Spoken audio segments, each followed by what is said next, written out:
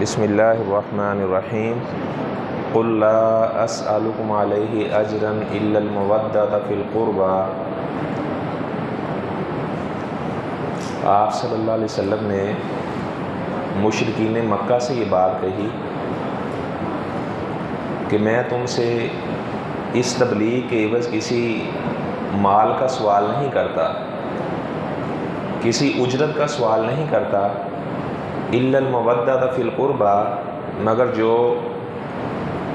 مودت ہے قرابت کی وجہ سے اس مودت کا میں سوال کرتا ہوں۔ بعض لوگوں نے اس آیت کی تفسیر غلط کرنے کی کوشش کی ہے۔ اچھا، یہ جو سورہ شورى ہے یہ مکی صورت ہے۔ اچھا، وہ کہتے ہیں اس کا یہ ترجمہ ہے، اللہ تعالیٰ فرماتے ہیں میرے پیغمبر آپ یہ اعلان فرمائیں کہ میں تم سے کسی اجرت کا سوال نہیں کرتا جو میں تمہیں تبلیغ کرتا ہوں، مگر اپنے قریبی رشتہ داروں کی مودت کا سوال کرتا ہوں کہ تم میری بیٹی فاطمہ سے پیار کرو، تم میرے داماد حضرت علی سے پیار کرو، اور تم میرے نواسوں حضرت حسن رضی اللہ تعالیٰ سے پیار کرو اور حضرت حسین رضی اللہ تعالیٰ سے پیار کرو۔ کیسی بات ہے کہ مشرکین مکہ آپ سے تو محبت کر نہیں رہے تو آپ کے نواسوں کو کیسے محبت کریں گے؟ دوسری بات یہ کہ یہ مکی صورت ہے اور حضرت علی رضی اللہ تعالیٰ عنہ کا نکاح حضرت فاطمہ رضی اللہ تعالیٰ عنہ کے ساتھ وہ مدینے میں ہوا ہے۔ اس وقت جب یہ صورت نازل ہوئی ہے نہ حضرت حسن رضی اللہ تعالیٰ عنہ پیدا ہوئے تھے نہ حضرت حسین رضی اللہ تعالیٰ عنہ پیدا ہوئے تھے۔ یہاں سے مجھے ایک اور بات بھی یاد آ گئی، اسی مماثلت سے میں وہ بیان کر دیتا ہوں۔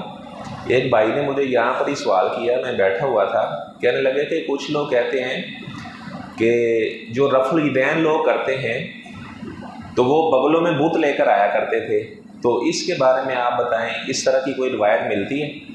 تو میں نے کہا وہ بغلوں میں بت کہاں لے کر آتے تھے، مکہ میں یا مدینہ میں؟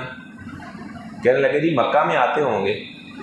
تو میں نے کہا کون آتے تھے؟ کہتے جی منافق۔ میں نے کہا مکہ کے اندر کوئی منافق نہیں رہتا تھا۔ کہتا جی پھر مدینہ میں لے کر آتے ہوں گے۔ تو میں نے کہا مدینہ کے اندر منافق رہتے تھے لیکن بتوں کا پجاری کوئی نہیں رہتا تھا۔ پتہ چلا کہ اس روایت کی کوئی حیثیت نہیں ہے اور دنیا کی کسی کتاب کے اندر اس طرح کی روایت موجود نہیں ہے۔ اچھا، بعد ہمارے بھائی وہ یعنی اس طرح کے غلط استدلال کرنے کی کوشش کرتے ہیں، جبکہ اگر بغلوں میں بت بھی لے کر آتے تھے تو پہلی مرتبہ تو سارے ہی کرتے ہیں، اس وقت وہ گر جاتے ہیں، پہلی مرتبہ تو سب کرتے ہیں نا، اس میں تو کسی کو اختلاف نہیں ہے۔ پھر وطروں کی نماز میں وہی ہمارے بھائی کر رہے ہوتے ہیں، عید کی تکبیروں میں کر رہے ہوتے ہیں۔ تو ہم کہتے ہیں کم از کم ایک ایسی دلیل دکھا دو جو منع کی دلیل ہو، یعنی آپ صلی اللہ علیہ وسلم نے یہ رفع الیدین کے بغیر نماز پڑھی ہو۔ بخاری شریف میں 5 حدیث ہیں رفع الیدین کرنے کی۔ اچھا، ایک حدیث، ایک میرا بیان ہے یوٹیوب پر کہ رفع الیدین نہ کرنے کے دلائل کیا کیا ہے۔ اچھا، وہ اپنی عوام کو شاید نہ بتائے لیکن ہم لوگوں کے سامنے بیان کرتے ہیں۔ مسلم شریف کی روایت ہے، آپ صلی اللہ علیہ وسلم نے نماز پڑھائی تو آپ نے فرمایا مال یراکم رافی ایدیکم کانہا اذناب خیل شمس۔ اچھا، یہ ایک اختلافی یعنی نہیں ہم اسے کہہ سکتے کہ کہہ لیں کہ ایک نماز کے بارے میں مسئلہ ہے، تو ظاہری بات ہے ہر کسی کو دلیل کا علم ہونا چاہیے کہ ہم کس دلیل پر یہ کام کرتے ہیں۔ اچھا، آپ صلی اللہ علیہ وسلم نے صحابہ کو فرمایا کہ مجھے کیا ہو گیا، میں تمہیں دیکھ رہا ہوں تمہارے ہاتھ اس طرح ہیں جس طرح سرکش گھوڑوں کی دمیں ہوتی ہیں، اسکنوا فی الصلاۃ، نماز میں سکون کیا کرو۔ اچھا، وہ کہتے جی نماز میں سکون کرنا چاہیے، لہٰذا رکوع جاتے رکوع سے سر اٹھاتے، تیسری رکعت کی رات میں رفع الیدین نہیں کرنا۔ تو اس سے تو پتہ چلا پہلا بھی نہیں کرنا، کیونکہ نماز میں سکون کرو تو ظاہری بات ہے پہلا جب ہم کریں گے تو یہ بھی سکون کے منافی ہے۔ اچھا، پھر آپ نے کیا فرمایا کہ میں تمہارے ہاتھوں کو ایسے دیکھتا ہوں جس طرح سرکش گھوڑوں کی دمیں ہیں۔ اچھا، آپ دیکھیں گھوڑا جو ہوتا ہے اس کی کتنی دم ہوتی ہے؟ اس کی ایک دم ہوتی ہے، اور دم گھوڑا کیسے ہلاتا ہے؟ دائیں بائیں، اوپر نیچے نہیں کرتا، اور رفع الیدین یہ اوپر نیچے کیا جاتا ہے۔ پتہ چلے یہ تشبیہ درست نہیں ہے۔ اچھا، پھر مزے کی بات یہ ہے کہ مسلم شریف کے اندر یہ وضاحت بھی موجود ہے۔ اصل میں ہم پڑھتے نہیں ہیں، ہم تو کہتے ہیں آپ پڑھا کریں۔ مسلم شریف میں وضاحت موجود ہے، صحابہ کہتے ہیں جب ہم نماز پڑھتے وقت تشہد میں بیٹھے ہوتے، جب ہم سلام پھیرا کرتے تھے السلام علیکم ورحمۃ اللہ، تو یہ والا ہاتھ اپنے ساتھی سے ملاتے السلام علیکم ورحمۃ اللہ، تو آپ صلی اللہ علیہ وسلم نے اس کام سے ہمیں منع کیا ہے۔ یہ مسلم شریف کے اندر ہی وضاحت بھی موجود ہے۔ اچھا، ایسے ہی عبداللہ بن مسعود رضی اللہ تعالیٰ کی ایک روایت ہے، وہ لوگوں سے کہنے لگے، یہ ترمذی شریف میں ہے، وہ لوگوں سے کہنے لگے لوگوں کیا میں تمہیں وہ نماز نہ پڑھ کے دکھاؤں جو آپ صلی اللہ علیہ وسلم پڑھا کرتے تھے؟ فلم یرفع یدیہ الا مرۃ واحدہ، نہ انہوں نے اپنے ہاتھوں کو اٹھایا مگر ایک ہی مرتبہ۔ اچھا اس میں رکوع جانے یا رکوع سے سر اٹھانے کا ذکر نہیں ہے۔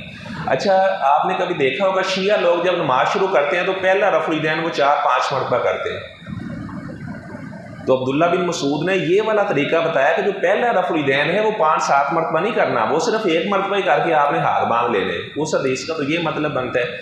اچھا اگر اس روایت کو صحیح بھی مان لیا جائے، اچھا ترمذی شریف میں جہاں یہ حدیث سے آگے حکم لگا ہوا ہے، عبداللہ بن مسعود رضی اللہ تعالیٰ کی حدیث کے بارے میں عبداللہ بن مبارک فرماتے ہیں لم یثبت حدیث ابن مسعود، یہ عبداللہ بن مسعود رضی اللہ تعالیٰ کی حدیث ثابت ہی نہیں ہے، یہ ترمذی شریف کے اندر ہے۔ اچھا میں یہ بیان نہیں کرنا چاہ رہا تھا لیکن وہ مناسبت سے ایک بات آئی تو میں نے بیان کر دیا۔ اچھا آیت کی تفسیر میں بیان کرتے ہیں جی آپ صلی اللہ علیہ وسلم نے مشرکین سے کہا کہ آپ میری آل اولاد سے پیار کرو۔ اچھا آپ صلی اللہ علیہ وسلم کی آل اولاد اس وقت وہ مدینہ میں جا کر ان کی شادی ہوئی، اس وقت وہ موجود ہی نہیں تھے۔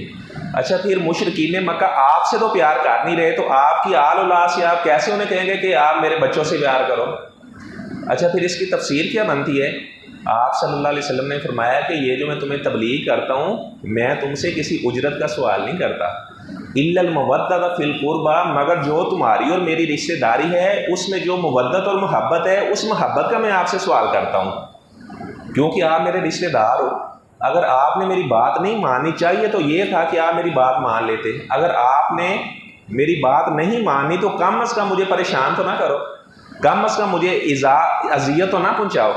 جس طرح آپ صلی اللہ علیہ وسلم کا چچا ابو طالب کلمہ نہیں پڑھا ہے لیکن ساری زندگی آپ صلی اللہ علیہ وسلم کا دفاع کرتا رہے، یعنی آپ صلی اللہ علیہ وسلم نے ان سے اس مودت کا سوال کیا کہ جو میری تمہارے ساتھ رشتہ داری ہے کم از کم اس رشتہ